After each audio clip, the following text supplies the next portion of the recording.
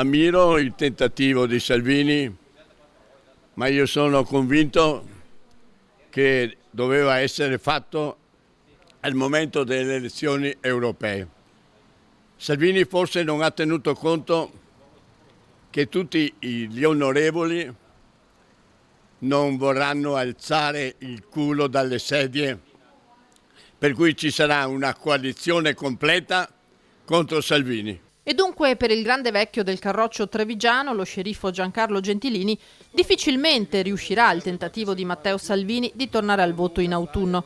Più probabili governi bis, ribaltoni, esecutivi tecnici, per questioni meramente prosaiche, secondo l'ex sindaco. È il dio denaro che tiene in piedi tutto e credo che buttare le ortiche 4-5 anni a 10 o 15 mila euro al mese devono essere degli autolesionisti, e quindi temo che l'istanza di Salvini sia bocciata. Quanto alle strategie in vista delle urne, impensabile per la Lega andare da sola. A un dato momento bisogna essere più politici e meno spararle, perché anch'io le ho sparate tante nella mia vita, ma vedo che anche Salvini mi segue. O sei compatto con tutto il centrodestra o se no siamo destinati a fallire, perché ricordati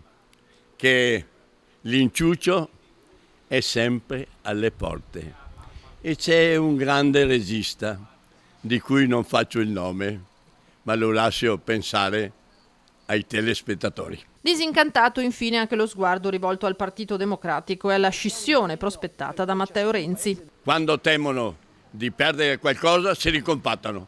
La storia insegna, e quindi vedrai che le diatribe fra Renzi e il nuovo gerente spariranno.